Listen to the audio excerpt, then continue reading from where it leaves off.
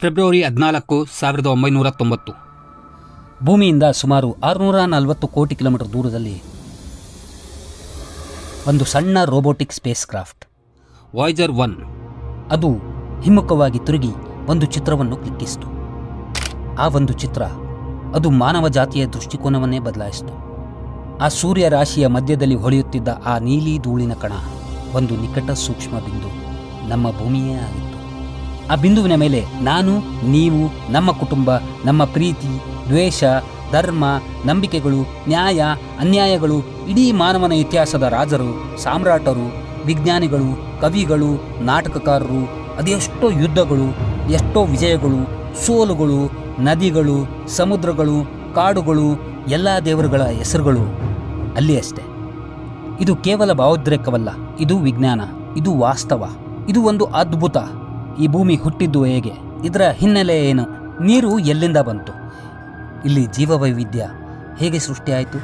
ಮಾನವನು ಬುದ್ಧಿವಂತಿಕೆಯಿಂದ, ಆಧುನಿಕತೆಯಿಂದ ಮುಂದೆ ಬಂದ.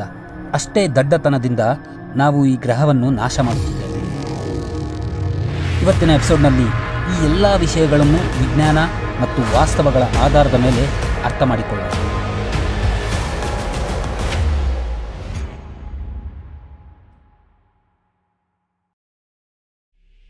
ನಮಸ್ಕಾರ ಸ್ನೇಹಿತರೆ. ಸುಮಾರು 460 ಕೋಟಿ ವರ್ಷಗಳ ಹಿಂದೆ ಆಕಾಶಗಂಗೆ ಅಂದರೆ ಮಿಲ್ಕಿ ವೇನ ಒಂದು ಮೂಲೆ ಇವತ್ತು ನಮಗೆ ತಿಳಿದಿರುವಂತೆ ಆಗ ಅದು ಶಾಂತವಾಗಿರಲಿಲ್ಲ. ಧೂಳು, ಗ್ಯಾಸ್ಗಳು ಮತ್ತು ಎಡೆಬಿಡದೆ ನಡೆಯುತ್ತಿದ್ದ ನಕ್ಷತ್ರ ಸ್ಫೋಟಗಳ ಮಧ್ಯೆ ಒಂದು ವಿಶೇಷವಾದ ಘಟನೆ ನಡೆಯಿತು. ಒಂದು ನೆಬ್ಯುಲಾ ಅಂದರೆ ಗ್ಯಾಸು ಮತ್ತು ಧೂಳಿನಿಂದ ಕೂಡಿದ ಮೋಡ ಅದು ಗುಡ್ಡದಂತೆ ಕುಸಿಯತೊಡಗಿತು. ಏಕೆಂದರೆ ಒಂದು ಸಮೀಪದ ಸೂಪರ್ನೋವಾ ಸ್ಫೋಟದ ಶಾಕ್ ವೇವ್ ಅದಕ್ಕೆ ತಾಕಿತು. ಆಗ ಅದು ತಿರುಗತೊಡಗಿತು. ತಿರುಗುತ್ತಾ ಆ ಮೋಡದ ಕೇಂದ್ರದಲ್ಲಿ ಉಷ್ಣತೆ ಮತ್ತು ಒತ್ತಡ ಏರತೊಡಗಿದವು. ಹೀಗೆ ಹುಟ್ಟಿತು ಪ್ರೋಟೋಸ್ಟಾರ್, ಸೂರ್ಯನ ಮೊದಲ ರೂಪ. ಒಂದು ಕ್ಷಣದಲ್ಲಿ ಆ ತಾಪಮಾನ 1 ಕೋಟಿ ಡಿಗ್ರಿ ಸೆಲ್ಸಿಯಸ್ ತಲುಪಿತು. ಆಗ ನಡೆಯಿತು ಈ ಬ್ರಹ್ಮಾಂಡದ ಅತಿ ದೊಡ್ಡ ಕ್ರಾಂತಿ, ಮೊಲೆಕ್ಯುಲರ್ ಕಾಂಪೋಸಿಷನ್. ಹೈಡ್ರೋಜನ್ ಅಣುಗಳು ಒಂದಕ್ಕೆ ಒಂದು ಸೇರುತ್ತಾ ಹೀಲಿಯಂ ಆಗಿ ಪರಿವರ್ತನೆಗೊಂಡವು. ಇದರಿಂದ ಅವು ಭಾರಿ ಶಕ್ತಿಯನ್ನು ಹೊರಹಾಕಿದವು.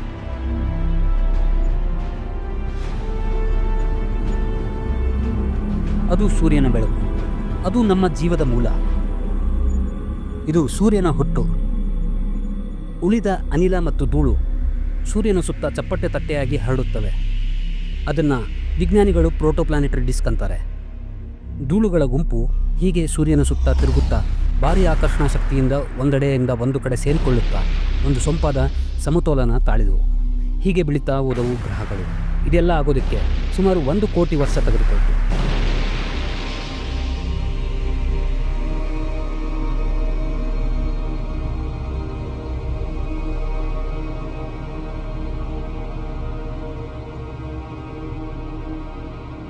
ಇದರಲ್ಲಿ ಸೂರ್ಯನಿಂದ 3ನೇ ಸ್ಥಾನ ಪಡೆದ ಒಂದು ಪುಟ್ಟ ಕಲ್ಲಿನ ಗ್ರಹ ನಮ್ಮ ಭೂಮಿ. ಮೊದಲಿಗೆ ಈ ಭೂಮಿ ಭಯಂಕರ ಉಷ್ಣದಿಂದ ಕೂಡಿದ ಗೋಲಾಕಾರದ ಜ್ವಾಲಾಮುಖಿಯಾಗಿತ್ತು. ಕಾಲಕ್ರಮೇಣ ಈ ಜ್ವಾಲೆಯಿಂದ ಗಾಳಿ ಹೊರಬಂತು ಮತ್ತು ಆ ಗಾಳಿಯಿಂದ ವಾತಾವರಣ ನಿರ್ಮಾಣವಾಯಿತು. ಈ ಪ್ರೋಸೆಸ್ ಆಗೋದಕ್ಕೆ ಸರಿಸುಮಾರು 10 ಲಕ್ಷ ವರ್ಷಗಳಾಯಿತು. ಆದರೆ ಇಲ್ಲಿವರೆಗೂ ಇದೊಂದು ಜೀವವಿಲ್ಲದ ಬಿಸಿಲಿನಿಂದ ಸುಟ್ಟ ಕಲ್ಲಿನಿಂದ ಕೂಡಿದ ಗ್ರಹ. ಒಳಗಡೆ ಭಯಂಕರ ಜ್ವಾಲೆ. ಇದೇ ಸಮಯದಲ್ಲಿ ಒಂದು ದೊಡ್ಡ ಘಟನೆ ನಡೆಯಿತು. ಸುಮಾರು 450 ಕೋಟಿ ವರ್ಷಗಳ ಹಿಂದೆ ಒಂದು ಮಂಗಳ ಗ್ರಹ ಗಾತ್ರದ ಆಕಾಶಕಾಯ, ಅದನ್ನು ವಿಜ್ಞಾನಿಗಳು ಥಿಯಾ ಅಂತ ಹೆಸರಿಡ್ತಾರೆ, ಭೂಮಿಗೆ ಡಿಕ್ಕಿ ಹೊಡೀತು.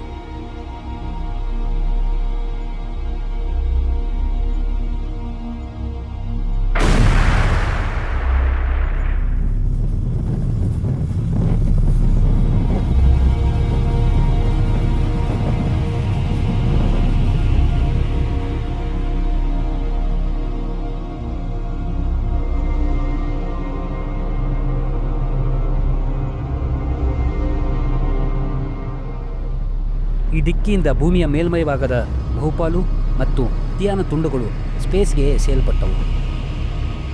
ಈ ಡಿಕ್ಕಿ ಎಷ್ಟು ಭಯಾನಕವಾಗಿತ್ತು ಅಂದರೆ ಅದು ಕೇವಲ ಭೂಮಿಯಿಂದ ಧೂಳು ಮತ್ತು ಕಲ್ಲುಗಳನ್ನು ಸ್ಪೇಸ್ಗೆ ಎಸೆದಿದ್ದಷ್ಟೇ ಅಲ್ಲ. ಈ ಡಿಕ್ಕಿಯ ಪರಿಣಾಮವಾಗಿ ಇಲ್ಲಿವರೆಗೂ ನೇರವಾಗಿ ಹಾಗೂ ನಿಧಾನಕ್ಕೆ ತಿರುಗುತ್ತಿದ್ದ ಭೂಮಿ ಸುಮಾರು 23.5 ಡಿಗ್ರಿಗಳಷ್ಟು ಟಿಲ್ಟ್ ಆಗಿ ಹಾಗೂ ಅದರ ಭಯಾನಕ ಹೊಡೆತದಿಂದ ಸ್ಪೀಡಾಗಿ ತಿರುಗೋದಕ್ಕೆ ಶುರುವಾಯಿತು. ಈ ತಿಲ್ಟೆ ಮುಂದೆ ಹೋಗಿ ನಮಗೆ ಬೇಸಿಗೆ, ಚಳಿಗಾಲ, ವಸಂತ ಮತ್ತು ಆಟೋಮ್ ಸೀಸನ್ಗಳಿಗೆ ಕಾರಣವಾಯಿತು. ಆ ಧೂಳು ಮತ್ತು ಕಲ್ಲುಗಳು ಭೂಮಿಯ ಗುರುತ್ವಾಕರ್ಷಣಕ್ಕೆ ಸಿಕ್ಕಿ ತಿರುಗುತ್ತಾ ತಿರುಗುತ್ತಾ ಗೋಳಾಕಾರದ ರೂಪಕ್ಕೆ ಬಂದು ಚಂದ್ರನಾಗಿ ರೂಪುಗೊಂಡು.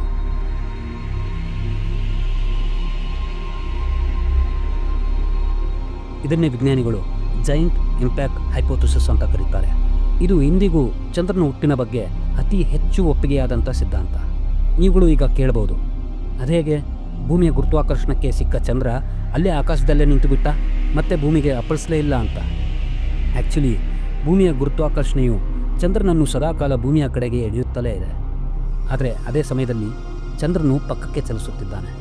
ಈ ಪಕ್ಕದ ಚಲನೆಯಿಂದಾಗಿ ಭೂಮಿಯ ಕರ್ವ್ ಹಾದಿಯಲ್ಲಿ ಸುತ್ತುತ್ತಾ ಭೂಮಿಗೆ ಅಪ್ಪಳಿಸುವ ಬದಲು ಚಂದ್ರನು ಅದನ್ನು ಸದಾಕಾಲ ಮಿಸ್ ಮಾಡಿಕೊಳ್ಳುತ್ತಲೇ ಇರುತ್ತಾನೆ. ಇದನ್ನೇ ಕಕ್ಷೆ ಅಥವಾ ಆರ್ಬಿಟ್ ಎಂದು ಕರೆಯಲಾಗುತ್ತೆ. ಇವತ್ತು ಈ ಚಂದ್ರನೇ ನಮ್ಮ ಸಮುದ್ರದ ಹೈಟೈಡ್ ಲೋ ಟೈಡ್ಗಳಿಗೆ ಕಾರಣನಾದ, ನಮ್ಮ ಗ್ರಹದ ಎವಲ್ಯೂಷನ್ ಕಂಟ್ರೋಲರ್ ಕೂಡ ಆದ. ವಾಪಸ್ ಭೂಮಿಗೆ ಬರೋಣ. ಇವತ್ತು ನಾವು ಹೆಜ್ಜೆ ಹಾಕುತ್ತಿರುವ ಈ ಭೂಮಿ ಮೇಲ್ನೋಟಕ್ಕೆ ಶಾಂತವಾಗಿ ಕಾಣಬಹುದು. ಆದರೆ ನಮ್ಮ ಕಾಲುಗಳ ಕೆಳಗೆ ಸಾವಿರಾರು ಡಿಗ್ರಿಗಳಷ್ಟು ತಾಪಮಾನದಲ್ಲಿ ಉರಿಯುತ್ತಿರುವ ಪಾತಾಳವಿದೆ. ಹೌದು, ಭೂಮಿಯು 3 ಪ್ರಮುಖ ಲೇಯರ್ಗಳಿಂದ ಕೂಡಿದೆ. ಬನ್ನಿ ಅದರ ಬಗ್ಗೆ ತಿಳಿದುಕೊಳ್ಳೋಣ. ಮೊದಲಿಗೆ ಬರೋದೆ ಕ್ರಸ್ಟ್. ಇದು ಒಂದು ರೀತಿ ಭೂಮಿಯ ಚರ್ಮ ಇದ್ದಂಗೆ. ಈಗ ನಾವು ನಡೆದಾಡುತ್ತಿರುವ ಜಾಗ, ನದಿಗಳು, ಪರ್ವತಗಳು, ಸಮುದ್ರ ಎಲ್ಲನೂ ಈ ಕ್ರಸ್ಟ್ನ ಮೇಲ್ಭಾಗದಲ್ಲೇ ಇದೆ. ಫಾರ್ ಎಕ್ಸಾಂಪಲ್, ಈ ಭೂಮಿಯನ್ನು ನಾವು ಆ್ಯಪಲ್ಗೆ ಹೋಲಿಸಿದ್ರೆ ನಾವು ನಡೆದಾಡುವ ಈ ಕ್ರಸ್ಟ್ ಒಂದು ಆ್ಯಪಲ್ನ ಸಿಪ್ಪೆ ಅಷ್ಟೇ ತೆಳು. ಕಾಂಟಿನೆಂಟಲ್ ಕ್ರಸ್ಟ್ ಅಂದರೆ ಖಂಡದ ಕ್ರಸ್ಟ್ ಸುಮಾರು 30ರಿಂದ 70 ಕಿಲೋಮೀಟರ್ ದಪ್ಪ. ಸಾಗರದ ಕ್ರಸ್ಟ್ ಸುಮಾರು 5ರಿಂದ 10 ಕಿಲೋಮೀಟರ್ ತೆಳು. ಕ್ರಸ್ಟ್ನ ಕೆಳಗಡೆ ಮ್ಯಾಂಟಲ್ ಇದೆ, ಭೂಮಿಯ ಭೌಗೋಳಿಕ ಚಟುವಟಿಕೆಯ ಶಕ್ತಿ ಕೇಂದ್ರ. ಇದು ಭೂಮಿಯ 84% ಪ್ರಮಾಣ ಹೊಂದಿದೆ ಮತ್ತು ಸುಮಾರು 2900 ಕಿಲೋಮೀಟರ್ ಆಳವಿದೆ. ಆದರೆ ಇದರಲ್ಲಿ 2 ವಿಭಾಗಗಳು ಮಾಡಲಾಗಿದೆ, ಅಪ್ಪರ್ ಮ್ಯಾಂಟಲ್, ಲೋವರ್ ಮ್ಯಾಂಟಲ್. ಮೊದಲು ಅಪ್ಪರ್ ಮ್ಯಾಂಟಲ್ ಬಗ್ಗೆ ತಿಳಿದುಕೊಳ್ಳೋಣ. ಇದು ಸುಮಾರು 660 ಕಿಲೋಮೀಟರ್ವರೆಗೂ ಹರಡಿಕೊಂಡಿದೆ. ಇಲ್ಲಿ ಬಂಡೆಗಳು ಸಂಪೂರ್ಣವಾಗಿ ಹಾರ್ಡಾಗಿ ಇರುವುದಿಲ್ಲ. ಅತ್ಯಧಿಕ ಒತ್ತಡ ಮತ್ತು ಉಷ್ಣತೆಯಿಂದಾಗಿ ಅವು ಗಟ್ಟಿಯಾದ, ನಿಧಾನವಾಗಿ ಹರಿಯುವ ಟೂತ್ಪೇಸ್ಟ್ನಂತೆ ವರ್ತಿಸುತ್ತವೆ.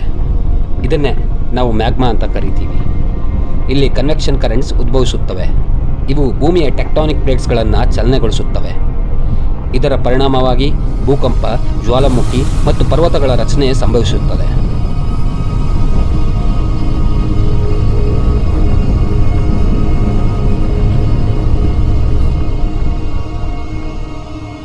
ಇದರ ಕೆಳಗೆ ಬರೋದೇ ಲೋವರ್ ಮ್ಯಾಂಟಲ್. ಇದು ಸುಮಾರು 2900 ಕಿಲೋಮೀಟರ್ವರೆಗೂ ಹರಡಿಕೊಂಡಿದೆ. ಇಲ್ಲಿ ಪರಿಸ್ಥಿತಿ ಇನ್ನೂ ಗಂಭೀರವಾಗಿರುತ್ತದೆ. ಇಲ್ಲಿಯ ತಾಪಮಾನ ಸುಮಾರು 3000 ಡಿಗ್ರಿ ಸೆಲ್ಸಿಯಸ್ಗಿಂತ ಹೆಚ್ಚು. ಇಲ್ಲಿಯ ಪ್ರೆಷರ್ ಸಮುದ್ರ ಮಟ್ಟಕ್ಕಿಂತ ಮಿಲಿಯನ್ಗಳಷ್ಟು ಹೆಚ್ಚು. ಈ ಒತ್ತಡದಿಂದ ಶಿಲೆಗಳು ಹಾರ್ಡಾಗಿಯೇ ಇರುತ್ತವೆ, ಆದರೆ ಲಕ್ಷಾಂತರ ವರ್ಷಗಳಲ್ಲಿ ನಿಧಾನವಾಗಿ ಹರಿಯುತ್ತಿರುವ ಟಾರಿನಂತೆ. ಇನ್ನಷ್ಟು ಆಳಕ್ಕೆ ಹೋದರೆ ಔಟರ್ ಕೋರ್ ಸಿಗುತ್ತದೆ, ಸುಮಾರು 2200 ಕಿಲೋಮೀಟರ್ ದಪ್ಪ.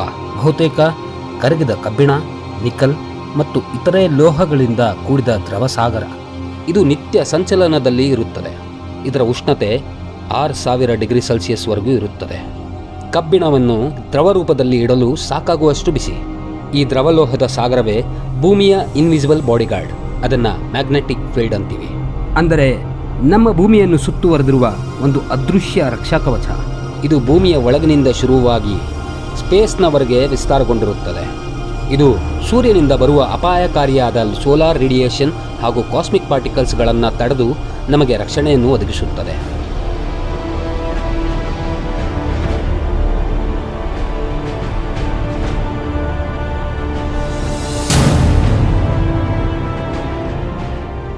ಇನ್ನೂ ಆಳಕ್ಕೆ ಹೋದರೆ ಅಂತಿಮವಾಗಿ ಭೂಮಿಯ ಮಧ್ಯದಲ್ಲಿ ಇನ್ನರ್ ಕೋರ್ ಇದೆ. ಇದು ಸುಮಾರು 2442 ಕಿಲೋಮೀಟರ್ ವ್ಯಾಸದ ದೊಡ್ಡ ಕಬ್ಬಿಣದ ಗುಂಡು. ಬಹುತೇಕ ಘನ ಕಬ್ಬಿಣ ಮತ್ತು ನಿಕಲ್ನಿಂದ ಕೂಡಿದೆ. ಇದು ಸೂರ್ಯನ ಮೇಲ್ಮೈಗಿಂತ ಹೆಚ್ಚು ಬಿಸಿ, ಸುಮಾರು 5700 ಡಿಗ್ರಿ ಸೆಲ್ಸಿಯಸ್. ಮೇಲಿನ ಲೇಯರ್ಗಳ ಭಾರದಿಂದ ಇದು ಘನವಾಗಿಯೇ ಇರುತ್ತದೆ. ಭೂಮಿಯ ಒಳಗೆ ಹೊಳೆಯುವ ಲೋಹದ ಗುಂಡು. ನಿಧಾನವಾಗಿ ತಿರುಗುತ್ತಾ ತನ್ನ ವೇಗ ಮತ್ತು ದಿಕ್ಕನ್ನು ಬದಲಾಯಿಸ್ತಾ ಇರುತ್ತೆ.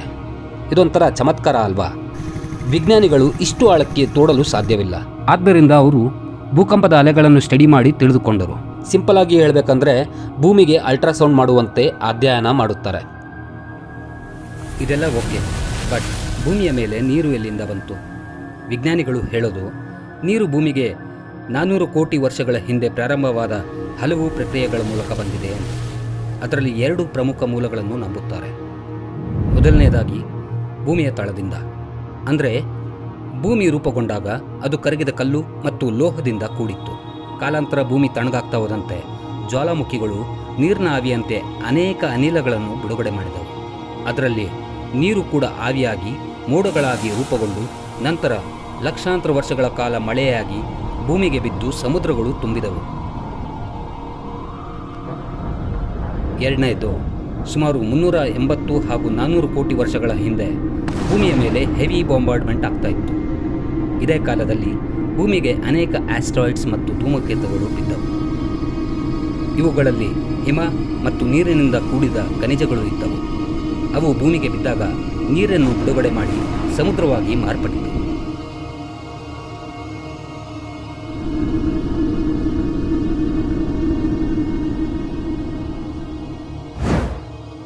ಇತ್ತೀಚಿನ ಐಸೋಟೋಪ್ ರೇಷಿಯೋದ ಪ್ರಕಾರ ನೀರಿನ ಮೂಲವೆಂದರೆ ಅದು ಬರೀ ಭೂಮಿಯ ಅನಿಲಗಳ ಆವಿಗಳಿಂದ ಅಷ್ಟೇ ಅಲ್ಲ, ಮಂಜುಗಡ್ಡೆ ಹೊಂದಿದ ಇತರೆ ಆಸ್ಟ್ರಾಯ್ಡ್ಸ್ಗಳಿಂದ ಕೂಡ ಎಂದು ಗುರುತಿಸಲಾಗಿದೆ. ಧೂಮಕೇತುಗಳಿಂದ ಬಂದಿರೋದು ಬರೀ ಸ್ವಲ್ಪ ಪ್ರಮಾಣದಲ್ಲಿ ಮಾತ್ರ ಅನ್ನೋದು ಕನ್ಫರ್ಮ್ ಆಗಿದೆ. ಭೂಮಿ ಸೂರ್ಯನಿಂದ ಪರ್ಫೆಕ್ಟ್ ದೂರದಲ್ಲಿ ಇರುವುದರಿಂದ ನೀರು ದ್ರವ ರೂಪದಲ್ಲಿ ಉಳಿಯಲು ಸಾಧ್ಯವಾಯಿತು. ಆದರೆ ಜೀವಿಗಳು ಬದುಕೋದಕ್ಕೆ ಬರೀ ನೀರಿದ್ರೆ ಸಾಕಾಗಿರಲಿಲ್ಲ. ಇಷ್ಟೊತ್ತಿಗಾಗಲೇ ಭೂಮಿಯ ವಾತಾವರಣದಲ್ಲಿ carbon dioxide, methane, nitrogen, sulphur gas ಹಾಗೂ ಇತರೆ ಗ್ಯಾಸ್ಗಳು ಇದ್ದವು. ಆದರೆ ಜೀವಿಗಳು ಉಸಿರಾಡೋದಕ್ಕೆ one thing was missing, oxygen. ಆಗ ಜೀವಿಗಳು ಇರಲೇ ಇಲ್ಲ ಅಂತ ಅಲ್ಲ. ಇನ್ಫ್ಯಾಕ್ಟ್ ಆ ಕಾಲದಲ್ಲಿ ಆಕ್ಸಿಜನ್ ಇಲ್ಲದೇನೂ ಬದುಕಬಹುದಾಗಿದ್ದ ಆರ್ಕಿಯಾ ಥರದ ಸೂಕ್ಷ್ಮ ಜೀವಿಗಳು ಅದಾಗಲೇ ಇವಾಲ್ವ್ ಆಗಿದ್ದವು. ಎಕ್ಸ್ಟ್ರೀಮ್ ವೆದರ್ ಕಂಡೀಷನ್ಸ್ಗಳಲ್ಲಿ ಬದುಕೋದಕ್ಕೆ ಅಡ್ಯಾಪ್ಟ್ ಮಾಡಿಕೊಂಡಿದ್ದವು. ಈಗಲೂ ಅನೇಕ ಹಾಟ್ ಸ್ಪ್ರಿಂಗ್ಸ್ಗಳಲ್ಲಿ ಅವುಗಳನ್ನು ಕಾಣಬಹುದು. ಬಟ್ ಆಕ್ಸಿಜನ್ ಎಲ್ಲಿಂದ ಬಂತು? ಕಾಲಕ್ರಮೇಣ ಭೂಮಿ ತಣ್ಣಗಾಯಿತು. ಲಕ್ಷಾಂತರ ವರ್ಷಗಳ ಕಾಲ ಮಳೆ ಬಿದ್ದು ಮಹಾಸಾಗರಗಳು ರೂಪುಗೊಂಡಿದ್ದನ್ನು ನಾವು ತಿಳ್ಕೊಂಡ್ವಿ. ಸುಮಾರು 350 ಕೋಟಿ ವರ್ಷಗಳ ಹಿಂದೆ ಆ ಮಹಾಸಾಗರದೊಳಗೆ ಏನೋ ಒಂದು ಅದ್ಭುತ ಘಟನೆ ನಡೆಯೋದಕ್ಕೆ ಶುರುವಾಯಿತು. ಸೈನೋಬ್ಯಾಕ್ಟೀರಿಯಾ ಎಂಬ ಸೂಕ್ಷ್ಮ ಜೀವಿಗಳು ಹುಟ್ಟಿಕೊಂಡವು. ಇವು ಭೂಮಿಯಲ್ಲಿ ಮೊಟ್ಟ ಮೊದಲ ಬಾರಿಗೆ ಫೋಟೋಸಿಂಥಸಿಸ್ ಮಾಡುವ ಜೀವಿಗಳಾದವು. ಬೆಳಕು, ಕಾರ್ಬನ್ ಡೈಆಕ್ಸೈಡ್ ಮತ್ತು ನೀರನ್ನು ಉಪಯೋಗಿಸಿ ಆಹಾರವನ್ನು ತಯಾರಿಸೋದಕ್ಕೆ ಶುರು ಮಾಡಿದವು. ಇದರ ಸೈಡ್ ಎಫೆಕ್ಟ್ ಏನಾಯಿತು ಅಂದರೆ ಅದು ಆಮ್ಲಜನಕವನ್ನು ವೇಸ್ಟ್ ಪ್ರಾಡಕ್ಟ್ ಆಗಿ ಬಿಡುಗಡೆ ಮಾಡಲು ಪ್ರಾರಂಭಿಸಿತು. ಆದರೆ ಮೊದಲಿಗೆ ಆಕ್ಸಿಜನ್ ನೀರಿನ ಆಚೆ ಬರಲೇ ಇಲ್ಲ. ಅದು ಸಾಗರಗಳಲ್ಲಿಯೇ ಉಳಿದು ಕರಗಿದ ಕಬ್ಬಿಣದೊಂದಿಗೆ ರಿಯಾಕ್ಷನ್ ಆಯಿತು. ಇವು ಐರನ್ ಆಕ್ಸೈಡ್ ಅಂದರೆ ಜಂಗಿಡಿದು ಸಾಗರ ತಳದಲ್ಲಿ ಜಮಾಯಿಸಿದವು. ಹೀಗೆ ಲಕ್ಷಾಂತರ ವರ್ಷಗಳ ಕಾಲ ಆಕ್ಸಿಜನ್ ಸಾಗರದೊಳಗೆ ನಿಧಾನವಾಗಿ ಜಮೆಯಾಗುತ್ತಾ ಹೋಯಿತು. ನಂತರ ಸುಮಾರು 240 ಕೋಟಿ ವರ್ಷಗಳ ಹಿಂದೆ ಭೂಮಿಯ ಇತಿಹಾಸದಲ್ಲಿ ಒಂದು ಮಹತ್ವದ ತಿರುವು ಪಡೆಯಿತು. ಇದನ್ನು ವಿಜ್ಞಾನಿಗಳು ಗ್ರೇಟ್ ಆಕ್ಸಿಜನೇಷನ್ ಇವೆಂಟ್ ಅಂತಾರೆ.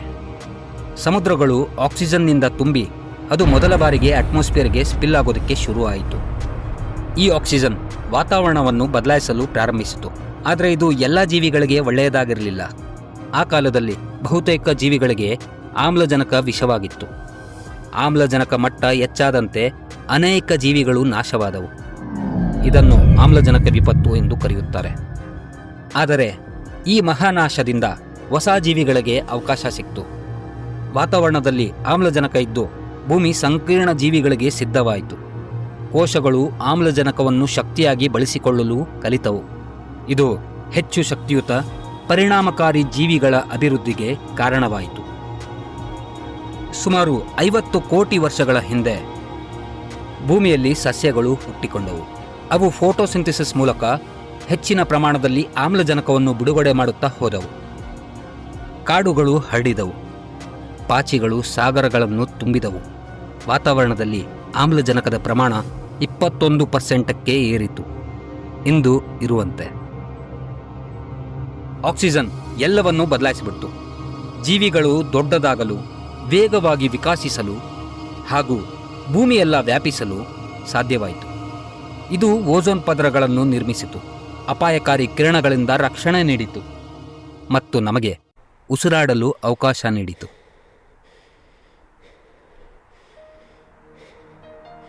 ವಿಜ್ಞಾನಿಗಳು ಇವತ್ತಿಗೆ ನಮ್ಮಲ್ಲಿರುವ ಟೆಕ್ನಾಲಜಿಯನ್ನು ಬಳಸಿ ನಮ್ಮ ಸೌರಮಂಡಲ ಇರುವ ಮಿಲ್ಕಿವೇನ ಇಂಚಿಂಚಾಗಿ ಹುಡುಕಾಡಿ ನಮ್ಮ ಭೂಮಿಗೆ ಹೋಲುವ ಸುಮಾರು 3 ಕೋಟಿ ಗ್ರಹಗಳನ್ನು ಗುರುತಿಸಿದ್ದಾರೆ. ಆದರೆ ಜೀವಿಗಳು ವಾಸಿಸಲು ಅಲ್ಲಿ ಯೋಗ್ಯವಾದ ವಾತಾವರಣ ಇದೆಯಾ ಅನ್ನೋದು ಇದುವರೆಗೂ ಕನ್ಫರ್ಮ್ ಆಗಿಲ್ಲ. ಮುಂದಿನ ದಿನಗಳಲ್ಲಿ ಅದನ್ನು ಕನ್ಫರ್ಮ್ ಮಾಡುವಂತಹ ಟೆಕ್ನಾಲಜಿ ಕೂಡ ಬರ್ಬೋದು. ಬಟ್ ಸ್ಟಿಲ್ ಆ ಗ್ರಹಗಳಿಗೆ ತಲುಪುವುದಕ್ಕೆ ಕನಿಷ್ಠ 1000 ಲೈಟ್ ಇಯರ್ಸ್ಗಳಾದರೂ ಬೇಕಾಗ್ಬೋದು. ಆದ್ದರಿಂದ ಸದ್ಯಕ್ಕೆ ನಮ್ಮ ಭೂಮಿ ತರಹದ ಪರ್ಫೆಕ್ಟ್ ವಾತಾವರಣ ಇರುವ ಗ್ರಹ ಮತ್ತೊಂದಿಲ್ಲ. ಇಂತಹ ಅದ್ಭುತವಾದ ನಮ್ಮ ಗ್ರಹ ಭೂಮಿ ಅಂತರಿಕ್ಷದಲ್ಲಿ ತೇಲುತ್ತಿರುವ ನೀಲಿ ಚುಕ್ಕೆ 450 ಕೋಟಿ ವರ್ಷಗಳಷ್ಟು ಹಳೆಯದು. ಆದರೂ ಇನ್ನೂ ಜೀವಂತವಾಗಿದೆ, ಇನ್ನೂ ಉಸಿರಾಡುತ್ತಿದೆ, ಇನ್ನೂ ಕೊಡುಗೆಗಳನ್ನು ನೀಡುತ್ತಲೇ ಇದೆ. ಇದು ನಮಗೆ ತಿಳಿದಿರುವ ಏಕೈಕ ಮನೆ. ಇಂತಹ ಮನೆಯನ್ನು ನಾವು ಹದ್ದು ಮೀರಿ ನಾಶಪಡಿಸುತ್ತಿದ್ದೇವೆ.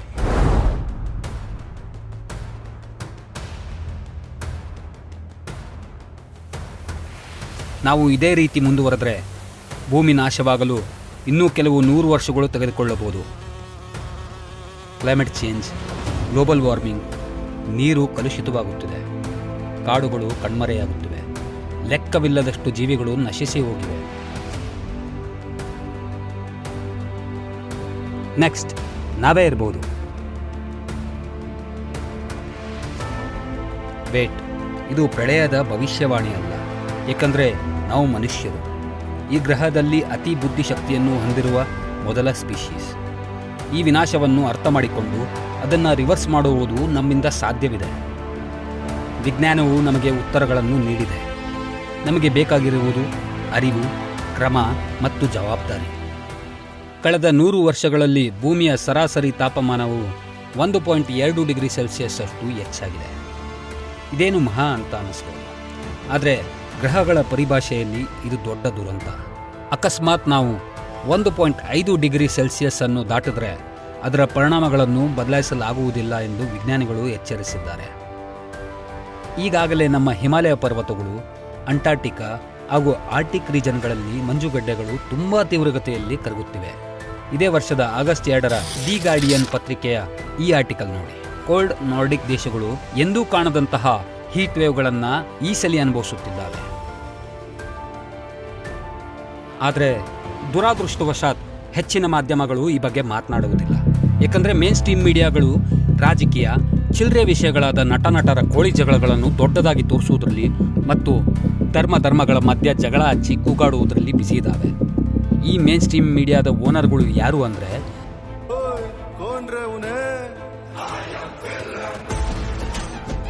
ನಮ್ಮ ವಾತಾವರಣಕ್ಕೆ ಹೊಗೆ ಬಿಡುವ ದೊಡ್ಡ ಇಂಡಸ್ಟ್ರಿಯಲಿಸ್ಟ್ಗಳು, ರಾಜಕಾರಣಿಗಳು ಮತ್ತು ಬಿಸ್ನೆಸ್ ಟೈಕೂನ್ಸ್ಗಳು. ನೀವು ಏನು ನೋಡಬೇಕು ಮತ್ತು ನೀವು ಏನನ್ನು ನೋಡಬಾರ್ದು ಎಂಬುದನ್ನು ನಿಯಂತ್ರಿಸುತ್ತಾರೆ. ಭೂಮಿಯ ಮೇಲೆ ಆಗ್ತಿರುವ ಕ್ಲೈಮೇಟ್ ಚೇಂಜ್ ಬಗ್ಗೆ ಅವರು ನಿಮಗೆ ಕಿಂಚಿತ್ತೂ ಹೇಳುವುದಿಲ್ಲ, ಏಕೆಂದರೆ ಅದರಲ್ಲಿ ಅವರಿಗೆ ಹಣದ ಲಾಭವಿಲ್ಲ. ಆದರೆ ನೀವು ಆ ಸೈಕಲನ್ನು ಮುರಿಯಬಹುದು. ಈ ವಿಡಿಯೋ ಸಾಧ್ಯವಾದಷ್ಟು ಜನಕ್ಕೆ ಶೇರ್ ಮಾಡಿ, ಜಾಗೃತಿಯನ್ನು ಹರಡಿ. ವಿಶ್ವ ಭೂಮಿಯ ದಿನದಂದು ಮಾತ್ರವಲ್ಲ, ಪ್ರತಿ ದಿನವೂ ಈ ಅದ್ಭುತ ಭೂಮಿಯ ಬಗ್ಗೆ ಮಾತನಾಡೋಣ, ವಿಜ್ಞಾನದ ಬಗ್ಗೆ ಮಾತನಾಡೋಣ, ಮಾನವೀಯತೆ ಬಗ್ಗೆ ಮಾತನಾಡೋಣ. ಈಗ ಮಾತನಾಡದಿದ್ರೆ ಮತ್ತೆ ಯಾವಾಗ? ನಾವಲ್ದಿದ್ರೆ ಮತ್ತಿನ್ಯಾರು? ಈ ವಿಷಯವನ್ನು ನಾವು ದೊಡ್ಡದಾಗಿ ಮಾಡೋಣ. ಅಧಿಕಾರದಲ್ಲಿ ಕುಳಿತವರು ಸಹ ಇದನ್ನು ಇನ್ನು ಮುಂದೆ ಇಗ್ನೋರ್ ಮಾಡಬಾರ್ದು. ಕೆಳಗೆ ಕಮೆಂಟ್ ಮಾಡಿ, ಐ ಸ್ಟ್ಯಾಂಡ್ ಫಾರ್ ಅರ್ತ್. ನಮ್ಮಲ್ಲಿ ಎಷ್ಟು ಮಂದಿ ನಿಜವಾಗಿಯೂ ಜಾಗೃತರಾಗಿದ್ದಾರೆ ಎಂದು ನೋಡೋಣ. ಮುಂದಿನ ಎಪಿಸೋಡ್ನಲ್ಲಿ ಇಂತಹದೇ ಕುತೂಹಲಕಾರಿ ಹಾಗೂ ಕರ್ನಾಟಕ ಫಾರೆಸ್ಟ್ ಡಿಪಾರ್ಟ್ಮೆಂಟ್ನಿಂದ ಆದ ದೊಡ್ಡ ಎಡವಟ್ಟಿನ ಬಗ್ಗೆ ತಿಳಿಸುತ್ತೇನೆ. ಧನ್ಯವಾದಗಳು.